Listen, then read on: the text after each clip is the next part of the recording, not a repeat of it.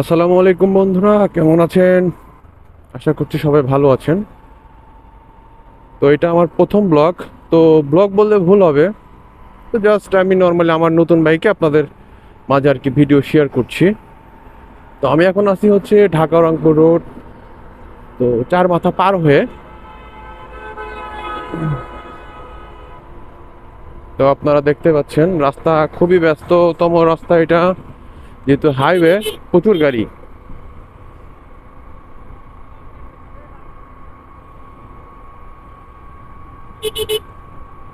তো video quality, sound quality কেমন হচ্ছে অবশ্যই আপনারা জানাবেন। তো আমি আসলে ব্লগ করব না, জাস্ট আমি যেখানে যেখানে যাব, তো জাস্ট ভিডিও করে আপনাদের দেখাবো আর কি। আমার এটাই হচ্ছে আমার পরিকল্পনা। তো অনেকদিন ধরে ভাবছি যে আসলে ভিডিও করে ইউটিউবে দিব বা ফেসবুকে দিব, মানে সোশ্যাল মিডিয়াতে দিব, কিন্তু এরকম ভাবে আসলে সময় হয়ে ওঠে নাই। তো সেজন্য আমি দিতে পারিনি। তো এখন মোটামুটি একটু সময় পাচ্ছি, সেই জন্য দিচ্ছি।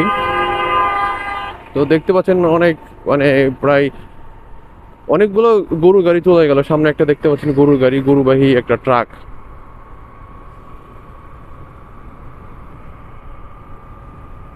তবে এই রাস্তাটা বাইক চালানোর জন্য অনেক সুন্দর।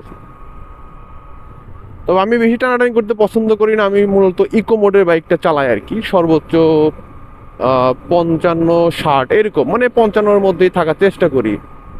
হ্যাঁ।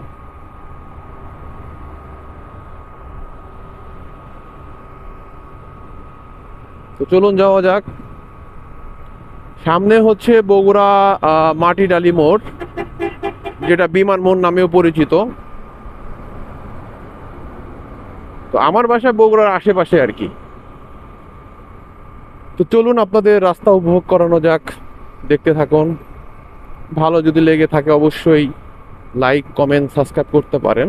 সাবস্ক্রাইব করলে হবে কি, নেক্সট যখন আরও কোনো ভিডিও আপলোড দিব আপনাদের মাঝে, মানে ইউটিউব সোশ্যাল মিডিয়াতে আপলোড দিব, আপনাদের মাঝে চলে যাবে। তো এটা আমার ফার্স্ট ভিডিও আর কি, মোটো ব্লগ যাকে বলে। তো এটা আমরা এখন বারোপুর পার হচ্ছি। বারোপুর, এটা ওভারব্রিজ, অনেক সুন্দর রাস্তা।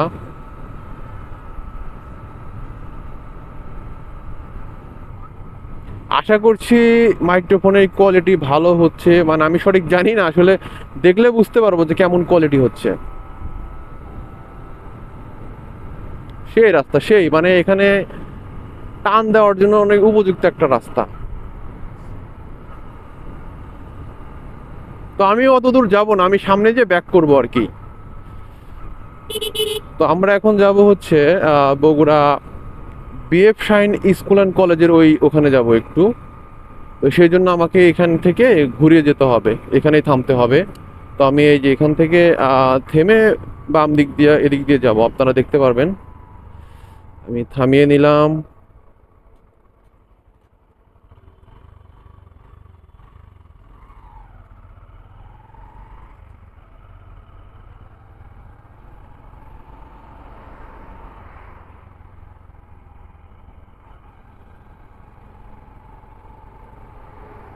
দেখ,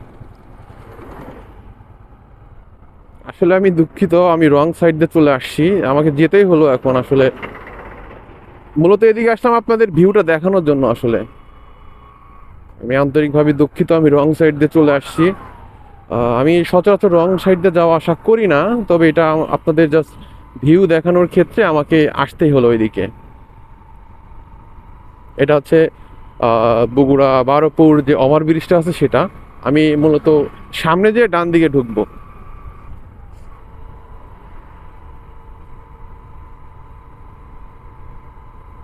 তো যাওয়া যাক।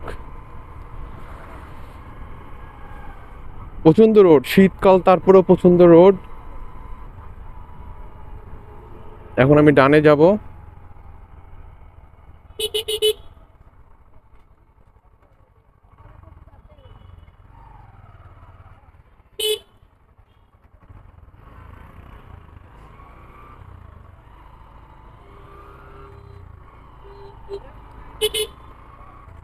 আর সবাই অবশ্যই বাইক রাইড করার সময় 100% সেফটি মেনটেন করে বাইক রাইড করবেন। আপনাদের অবশ্যই তো হেলমেট পরবেন, তারপরে যদি আপনারা পারেন জুতাটা, মানে ভালো একটা মানের জুতা পরে বাইক রাইড করবেন।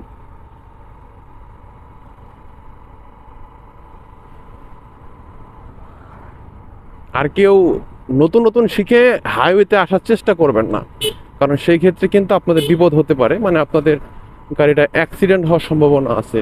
সো সবাই মোটামুটি 1-2 সপ্তাহ শেখার পর তারপরে আপনার রাস্তায় নামবেন। হ্যাঁ, রাস্তায় নেমে রাইড করবেন। তাছাড়া একদিন শেখার পরে আসলে আপনাদের বিপদ হতে পারে, আপনাদেরই ক্ষতি হবে।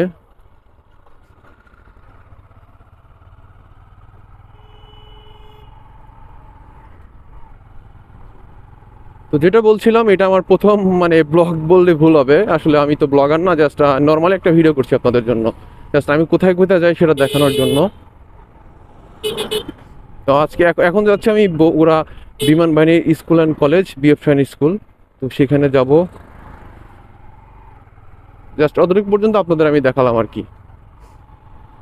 এই রাস্তাটা মানে নামোজা রোড, এটা অনেক ব্যস্ততম একটা রাস্তা, প্রচুর সিএনজি এই রাস্তা। আপনারা যাদের বাসা তারা তো জানেন যে এখানে প্রচুর সিএনজি থাকে, মানে এই রাস্তায় যাওয়া আসা করে প্রতিদিন। তো আমরা কিন্তু প্রায় কাছাকাছি চলে আসছি। এটা হচ্ছে বগুড়া বারোপুর প্রাইমারি স্কুল, হাতের ডান পাশে আপনারা দেখতে পাচ্ছেন। এই যে এটা স্কুলটা, বগুড়া বারোপুর প্রাইমারি স্কুল। আগেই বলছি ভাই, ভুল হলে ক্ষমার দৃষ্টিতে দেখবেন, কারণ আমি কিন্তু কোনো প্রফেশনাল ব্লগার না।